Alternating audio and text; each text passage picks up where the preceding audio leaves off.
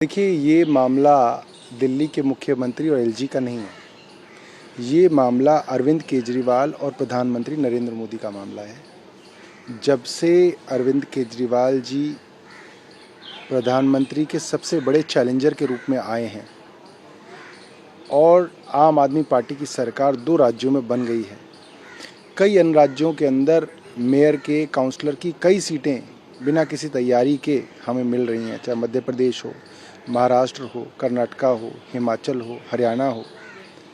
Bharatiya Janata party Arvind Kejriwal के नाम से अब घबराने लगी है और सारी की सारी एजेंसीज को कहा गया है कि इनके विधायकों, इनके मंत्रियों, इनके नेताओं के बारे में जो मिले आप इनके ऊपर मुकदमे दायर कीजिए और ये इसी का परिणाम है।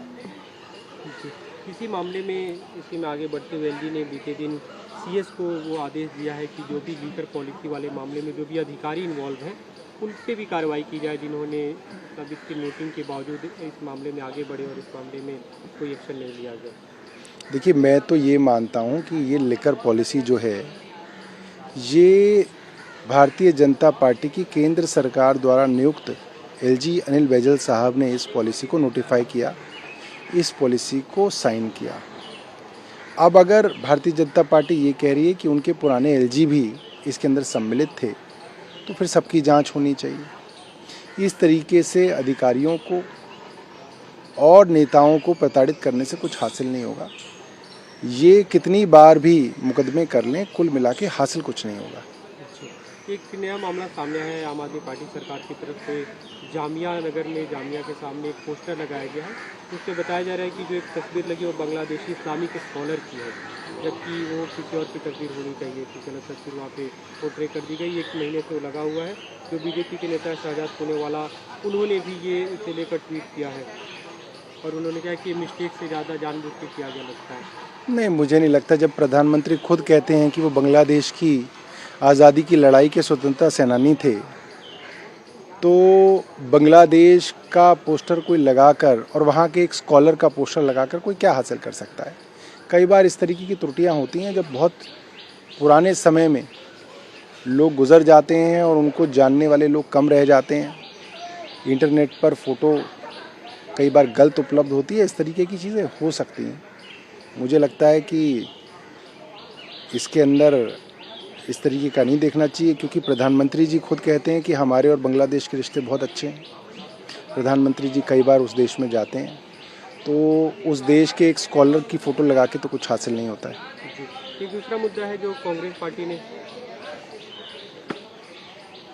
कांग्रेस पार्टी की तरफ से बीते दिन एक प्रेस कॉन्फ्रेंस पवन खेड़ा और जयराम रमेश ने की और उसमें उन्होंने आरोप लगाया कि जो केंद्रीय मंत्री स्मृति ईरानी उनकी बेटी इलीगल तरीके से बार चलाती हैं गोवा में। उसके बाद स्मृति ईरानी सामने आई और उन्होंने इसका खंडन किया, खारिज किया और कहा कि हम इसको कोर्ट तक लेके जाएंगे। 18 साल की मेरी बेटी और वो कॉलेज में पढ़ाई करती है। देखिए, एक नया चलन देश के अंदर शुरू हुआ, बड़े नेताओं और बड़े लोगों के बच्चों को टारगेट करने का चलन। और दुख की बात यह है कि ये भारतीय जनता पार्टी ने चलन शुरू किया जब शाहरुख खान के बेटे होने के नाते उनके बेटे के ऊपर एक महाअभियोग पूरे देश के अंदर चलाया गया और अंत में कुछ नहीं मिला। आज वही स्थिति जो है स्मृति ईरानी की बेटी की है। मुझे लगता है लॉ ऑफ कर्मा है और आज भी भारतीय जनता पार्टी के लोगों को ये चेतना चाहिए कि आप जितने गंदे घटिया वार औरों पर करेंगे, ये प्रकृति वो वार आपके ऊपर वापस करेगी। एक बहुत प्रसिद्ध सीरीज़ है जिसके अंदर मैं इंटरव्यू देख रहा हूँ।